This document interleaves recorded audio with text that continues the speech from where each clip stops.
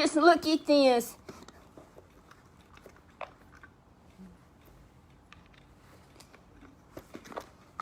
Did you get me situated? I'm so glad to be here today and see all the people. Yes.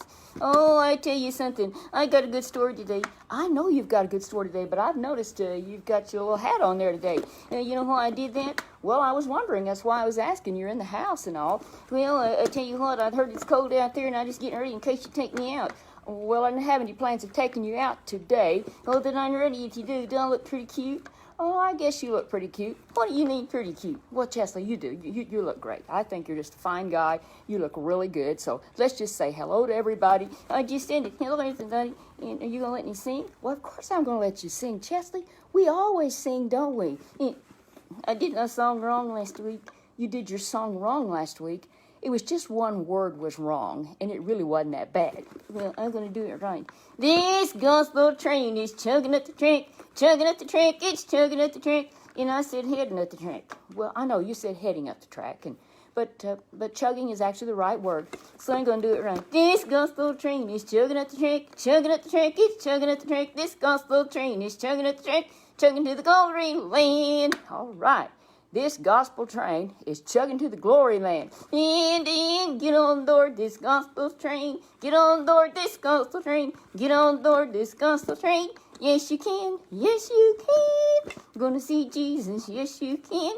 Yes, you can. Yes, you can. Gonna see Jesus. Yes, you can. Going to the glory land. 'Cause this gospel train is chugging at the train. Chugging at the track, it's chugging at the track. This gospel train is chugging at the track, chugging to the glory land. That's right, it's chugging to the glory land.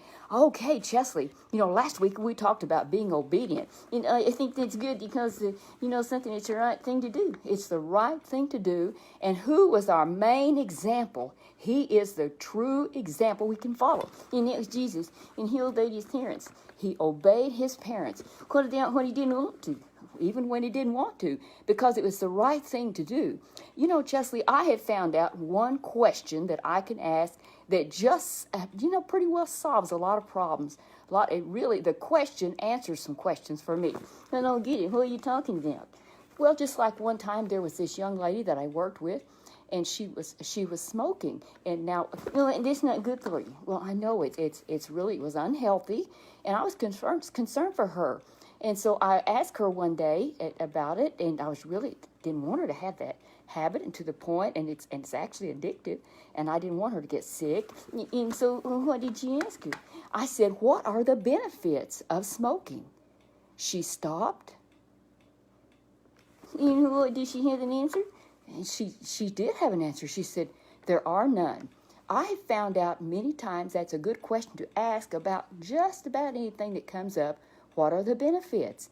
Is it the right thing to do? Should I do it? Is this what Jesus would do? And, just what does God's word say? And he always did the right thing. He always did the right thing, so he was a very good example for us. We're going to talk about today being joyful about doing the right thing. And so, and is this just for the kids? Oh, this applies to everybody. It's not just for kids. Adults have to obey. Adults, we want to obey the Lord. We want to do the right thing. And there's a Bible there. And in fact, we've read these scriptures before, but we're going to do it again today. We're going to at least talk about it. But we can just go ahead and read it. I have it right here. Why don't you memorize it? Well, Chesley, I'm sorry, I didn't take the time. But the fruit of the Spirit is love, joy, peace, patience, kindness, goodness, faithfulness, gentleness, self-control. Against such there is no law. No law. So it's a good thing you can do it. You can do it. It's a good thing, and be glad about it. I found out one way to be happy about doing something if you will start singing. What if you can't carry your tune? Well, you can sing anyway. And does the Lord care? No, the Lord doesn't care. He's glad to see that we're happy. And you can also whistle. I can't do that. Can you help me whistle? Chesley, I don't think we can do that right yet. Maybe someday. You're not good enough? Well, we're not going to be talking about whistling today. But as for humans, we can whistle. And you are a wooden boy. I can't whistle. Get me a whistle. Well, I know you have a train whistle, but still, Chesley. Yeah, because I'm the engineer. Oh, yes, you're the train engineer of the gospel train. Yes, of the gospel train. But I was here, remember a evangelist telling one time about a lady. She got so tired of doing dishes. She had a large family. And where is the dishwasher? Was it broken? She didn't have a dishwasher except she was the dishwasher. And it just seemed like that, how did that work? Well, just, she put her hands in the dishwater and she washed the dishes. And she was an automatic dishwasher. Oh, no. She was a human, though. Yes, she was a human, and she automatically got up and did the dishes after they had a meal. And she got to thinking one day about how grateful she was for dirty dishes. I don't get that. Because she said, you know what, the Lord has blessed me, and that we have food. My husband has a job, and said he can go buy the food. And she said, I can cook. I have a cook stove. And so it made all the difference. It made all the difference. And she started doing those dishes, and she'd say, thank you, Lord, for these dirty dishes, because it speaks of your provision. And how's it apply to a kid? Well, Chesley, it's just important to, like, say, doing your homework, your assignments. Well, the homework isn't fun. Well, homework may not be fun, but Chesley, if we do our that's a job really for a child going to school. That is actually our job. You don't pay too much. Well, it may not pay too much as far as you're thinking about money right now, but it's preparing you to go out and get a job. And really, when you get your lessons, that is you're working, and so that is setting a good example. And it's making a good a good work habit. That's right, Chesley. And we can be thankful that we have a teacher, that we have a school. Did Jesus go to school? Did you know what, Chesley? Jesus was in that day and time, was like an apprentice, we call it. What did you print? Well, you wasn't printing anything. What we're talking about is you went and you learned. In this case, he worked in the carpenter shop with his dad. And so he didn't need to know anything except just cut lumber. Oh, he needed to know numbers. Yes, he did. He needed to know, in the scriptures, it tells us how he went to the temple, and there he would read to them. He knew how to read. He knew how to read. He knew how to do his numbers. Yes, so he did. He set a good example. Well, if he did it, then we need to do it. That's right. If we did it, he did it, we need to do it, and be happy about it. Be thankful that we can do these things. And I want to ask you something else. Well, what's that? You got some ideas here? Yeah, I'm kind of wondering about this. What about helping around the house? Helping around the house, I think that's a real important thing. But it isn't fun, and who wants to do it when you're going to go out and play? Well, I know that, and kids should get to play because they have to work later.